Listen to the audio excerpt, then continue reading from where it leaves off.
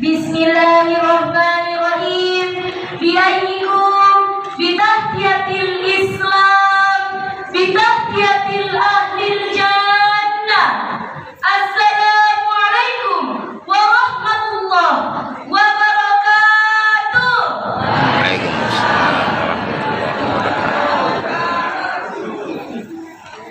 Alhamdulillah, alhamdulillahilladzi ja'ala al-qalama lil-kitaba wal-kitabata lil-qira'ah wal-qira'ata lil-ma'rifah wal-ma'rifata lil-ibadah wal-ibadata lillahi ta'ala. Wassalatu wassalamu ala sayyidina wa habibina wa syafi'ina wa maulana Muhammadin sallallahu alaihi wasallam wa ala alihi wa sahbihi ajma'in. Amma Rabbi shrah li sadri wa yassir li amri wahlul 'uqdatam min lisani yafqahu qawli. Alhamdulillah merupakan kalimat sederhana namun mewakili ungkapan hati yang terdalam sebagai tanda rasa syukur kepada Ilahi Allah Azza wa Jalla yang menciptakan langit beserta bulan bintang di tempat yang tidak roboh. Allah yang menciptakan gunung-gunung tanpa pondasi yang tidak ambruk. Allah yang menciptakan bumi ini begitu luas tanpa rekonstruksi yang tidak batas. Allah yang menciptakan segala keindahannya sehingga kita dapat menghirup karunia-Nya di subuh hari ini.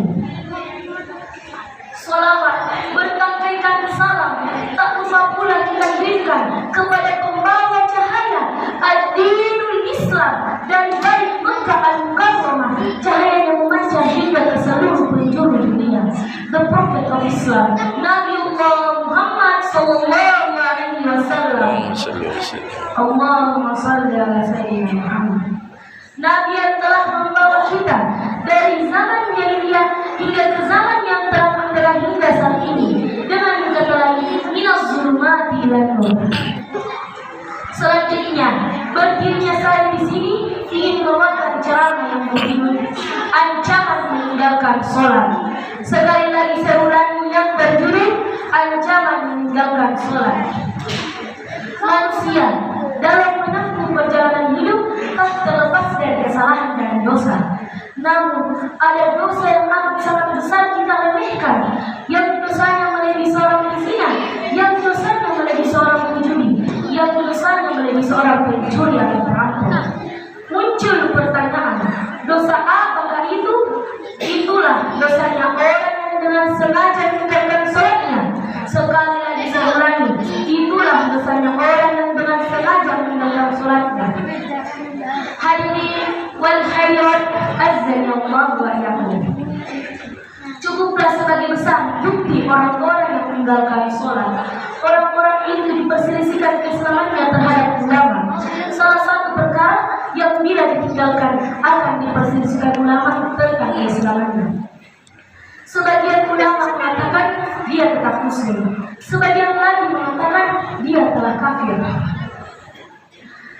Muncul pertanyaan, jika seorang muslim berzina maka dia tetap muslim, seorang muslim pencuri maka dia tetap muslim, seorang muslim pencuri atau perampok maka dia tetap muslim. Jika seorang muslim yang dengan sengaja meninggalkan sholatnya maka itu yang akan diperselisihkan ulama tentang keislamannya. Muncul pertanyaan, mengapa ada sebagian ulama yang mengatakan dia telah kafir? Karena sholat adalah perbedaan antara orang beriman dan orang kafir. A'udzubillahi minasyaitonirrajim. Bismillahirrahmanirrahim. An Jabir bin Abdullah radhiyallahu anhu qala Rasulullah sallallahu alaihi wasallam bainal rajuli wa bainal kufri tarkus shalah, yang artinya dari Sayyidina Jabir bin Abdullah radhiyallahu anhu yang berkata, baginda Rasulullah sallallahu alaihi wasallam bersabda, dengan meninggalkan sholat tidak ada perbedaan antara seseorang dan kekufuran. Hadis riwayat Ahmad dan Muslim. Betapa tegas sabda Nabi sallallahu alaihi wasallam sehingga ia mengatakan hal demikian. Hadirin wal hadirat azza wa jalla. Ada sebuah kisah yang dikutip dari kitab Fadilah Amal mengisahkan bahwa suatu ketika ada seorang wanita yang meninggal dunia, lalu saudara laki-lakinya ikut dalam kuburan. Ketika penguburan, dompet saudara laki-laki pun terjatuh ke dalam liang kubur. Ia pun sambil menangis pergi ke kuburan saudara perempuannya dan membongkar kuburan saudara perempuannya dengan tujuan ingin mencari dompetnya. Ketika ia membongkar kuburan saudara perempuannya, ia terkaget karena isi di dalam kuburan saudara perempuannya dipenuhi dengan kobaran api. Ia pun sambil menangis pulang ke rumahnya, lalu bertanya kepada ibunya, "Wahai ibuku, mengapa hal ini terjadi?" Ibunya menjawab, "Karena saudara perempuanmu semasa hidupnya malas mengerjakan sholat dan mengerjakan sholat di luar pada waktunya." Hadirin wal hadirat azzakallahu wa iyyakum. Kuburan wanita itu dipenuhi dengan kobaran api karena ia malas mengerjakan sholat dan mengerjakan sholat di luar pada waktunya. Muncul pertanyaan, bagaimana nih orang yang dengan sengaja meninggalkan sholatnya? Rasulullah SAW menggambarkan siksanya dalam kubur.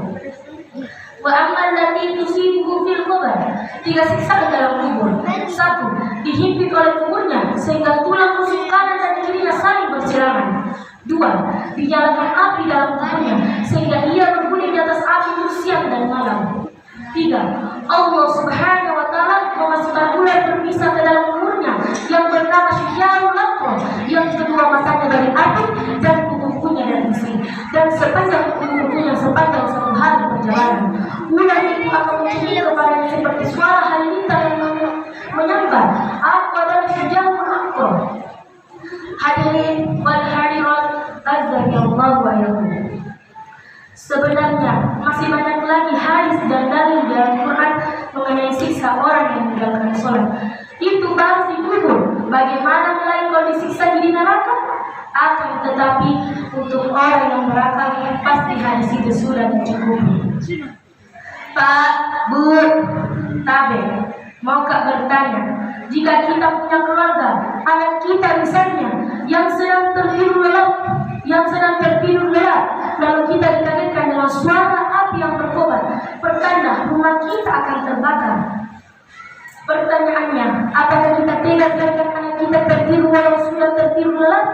Muncul pertanyaan. Jawabannya tentulah tidak dan tidak. Itulah sebabnya jika kita punya keluarga yang sedang tertidur lelap di saat azan dikumandangkan, mestilah kita bangunkan. A'udzubillahi minasyaitonir rajim. Bismillahirrahmanirrahim. Ya ayyuhalladzina amanu qu anfusakum wa ahlikum naran wa quduhan nas wal hijarah. Yang artinya, wahai orang-orang beriman, peliharalah dirimu dan keluargamu dari api neraka yang bahan bakarnya dari manusia dan batu. Surah At-Tahrim ayat 6. Di ayat lain yang berbunyi, "Waqur ahlaka bis-sholati wastabir 'alaiha," yang artinya, perintahkanlah keluargamu untuk melaksanakan sholat dan bersabarlah engkau dalam mengerjakannya. Surah At-Taha ayat 132. Sebagai kesimpulan, kalimat-kalimat mu'azzin yang dikumandangkan paling tidak 5 kali dalam sehari. Hayya 'alas shalah, hayya 'alal falah. Kalimat ini bukan hanya mengajak kita untuk melaksanakan sholat, tetapi diusul tawaran kesuksesan.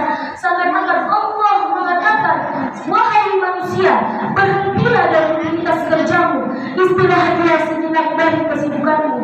Jangan biarkan hati dan pikiranmu terombang-ambing dengan dunia. Segeralah berwudu dan membasuh wajahmu yang telah penat memikirkan dunia. Bertanggung jika jiwa terasa letih menggapai cita, bersujud meringankan pundak yang telah lelah memikul amanah. Karena dengan bersujud menyentuh dahi ke bumi, manusia dapat menghentikan secara amal jiwa.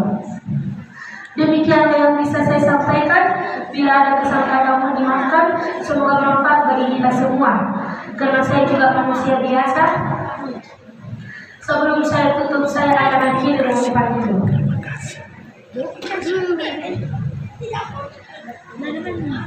Burung Irian, burung cendrawasih.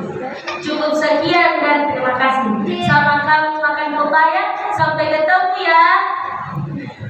Wabillahi taufiq wal irsyad. Wassalamu Wassalamualaikum warahmatullahi wabarakatuh.